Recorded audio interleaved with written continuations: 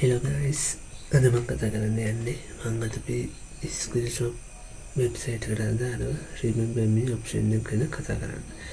ඉතින් අපි මුලින්ම sign up with user කෙනෙකුගේ email එක අරගෙන ඒ මොනේ base එක හරහා මෙතන අපිට ඒ sign in process එක දාලා මෙතනදී remember me option එක දාලා එදාලා කොටස සිද්ධ කරන්න. ඉතින් මම මේ SQL එකට යනවා.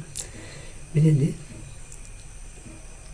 user name බලනවා මෙතනදී user id එක හතර තියෙන ඒ user email එක මම මෙතනදී ගන්නවා මෙතනදී ඊට පස්සේ මෙතනදී අපිට බලා ගන්න පුළුවන් remember underscore tokens කියන table එක. එතකොට මෙතනදී ඒ id එක 19 ඒ වගේම user id එක හතර කියලා තියෙනවා. ඒත් අපිට මෙතනදී 19 කියන id එක මතක තියාගන්න ඕනේ අපි මේ process එක සිදු කරනකොට. හරි.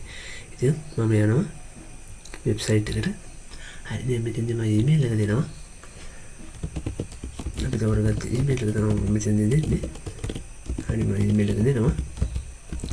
හරි email එක දුන්නා ඒකට දාලා password එක නම් දෙනවා.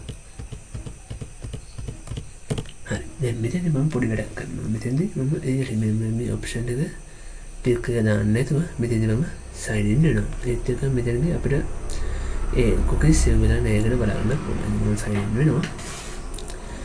හරි දැන් sign in වුණා. මෙතනදී ඒකට කිසි data එකක් save වුණේ නැහැ. මෙතනදී අර PHP SSID එක විතර save වුණේ. හරි මම දැන් I back වෙනවා. back වෙලා මෙතනදී reload එක දීලා මෙතනදී IT email එක දෙනවා.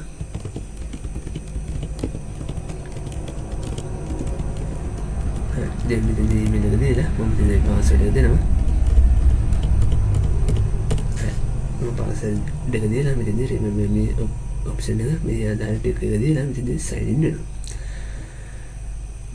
sign in වුණාට පස්සේ අපිට බලා ගන්න පුළුවන් මෙතනදී ඒ අදාළ user id එක ඒ අදාළ user email එක සහ මෙතනදී ඒ අපිට remember token එක අපිට බලා ගන්න token hash එක අපිට බලා ගන්න පුළුවන්. හරි දැන් අපි මම මෙතනදී I back වෙනවා.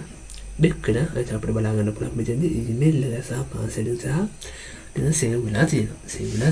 ඒ remember me option එක තියෙනවා. මම ආයි sign in වෙනවා. ඒකට අපිට බලා ගන්න පුළුවන් මේ විදිහට. ඒකට නිවැරදිව අපිට අදාළ home.php ෆයිල් එකට යනවා. හරි අපි එතකොට database එක පැත්තට ගිහලා බලුවොත් මෙතනදී අපි අර මම කලින් කිව්වා වගේ මෙතනදී 19 විතර තියෙනවා. ඒකට අපි remember me option එක දාලා මෙතනදී අපි දෙපාරක් sign in වෙනවා. ඒකට අපිට token hash දෙකක් ලැබෙන්න ඕනේ. ඉතින් මම refresh කරනවා.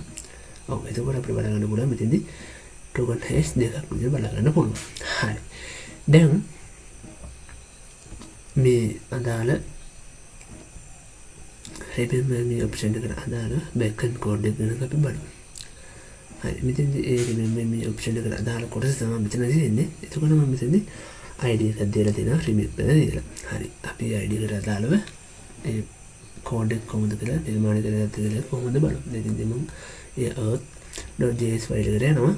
එතකොට මෙතනදී අපි sign in කොටසට ගියොත් sign in function එකට ගියොත් මෙතනදී අපිට බලා ගන්න පුළුවන් ඒ remember කියන id එක මම මෙතනදී remember me කියන variable එකට save කරගෙන තියෙනවා. එතකොට මෙතනදී form data එකක් කරා ඒ අදාළ remember me option එක අපි මෙතන check කරලා නම් මෙතනදී true කියලා එහෙම check කරලා නැත්නම් ටික ටික දාන්න නැත්නම් false කියලා මෙතන මම තියලා තියෙනවා.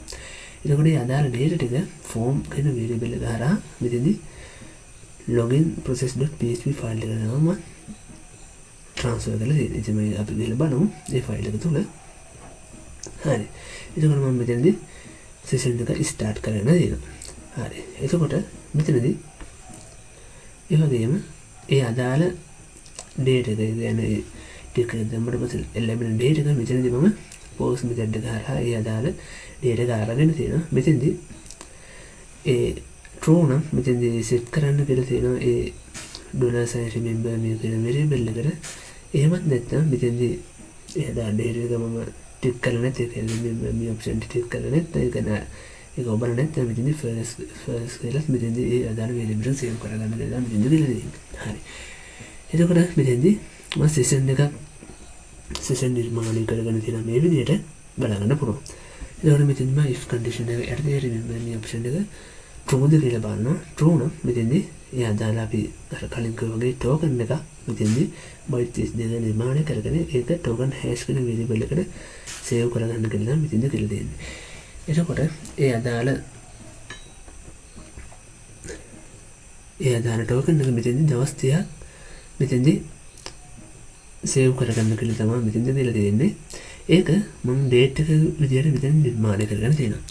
ඒත් එක්ක මෙතන hash එක මෙතෙන්දී remember underscore token කියන table එක තුල මෙතෙන්දී insert කරන්න කියලා මෙතෙන්දී කියලා දෙන්නේ. කියන්නේ අර මම කලින් කිව්වා වගේ මේ ආකාරයට මෙතෙන්දී ඒ remember underscore token කියන table එකේදී මෙතෙන්දී ඒ id එක ඒ user id එක token hash එක මෙතෙන්දී save කරගන්න අදාළ කෝඩ් එක තමයි මෙතෙන්දී තියෙන්නේ. එතකොට මෙතෙන්දී අදාළ user id එක සහ මෙතෙන්දී token hash එක මෙතෙන්දී insert කරන්න කියලා මෙතෙන්දී කියලා තියෙනවා. එතකොට මෙතෙන්දී මම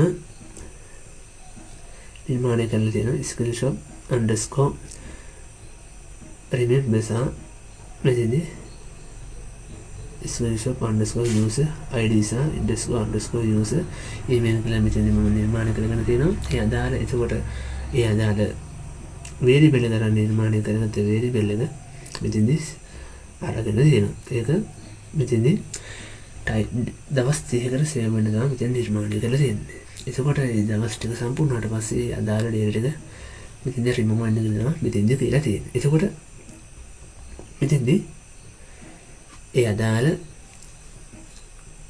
data ටික මම මෙතෙන්දී index.php ෆයිල් එක තුල මෙතෙන්දී ඒ අදාළ data වලින් ඒ අදාළ email එක සහ remember me කියන variable එකට අදාළව data ටික තමයි මෙතෙන්දී set කරගන්න තියෙන cookies විදියට. එතකොට අර අපි ගත්ත මෙතෙන්දී ඒ remember skill underscore remember සහ skill underscore use underscore email කියන තමයි මම මෙතෙන්දී අරගෙන තියෙන්නේ. එතකොට මේ අදාළ data වලින් මෙතන email එක අරගෙන තියෙනවා මෙතෙන්දී. එතකොට මෙතෙන්දී ඒ remember එක true the first එක check කරලා නැද්ද කියලා මෙතෙන්දී අරගෙන තියෙනවා. එතකොට මෙතෙන්දී ඒ අදාළ ඒ කියන්නේ sign up වෙච්ච user කෙනෙක් email එකක්ද නැද්ද කියලා තමයි මෙතෙන්දී අපි check කරගන්න තියෙන්නේ. හරි. එතකොට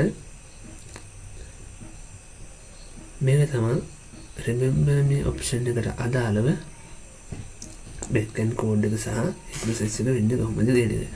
ඉතින් මම හිතනවා යම් දෙයක් ඉගෙන ගන්න තියෙනවා කියලා. ඉතින් වීඩියෝ වලට ඔනක් ස්තුතියි.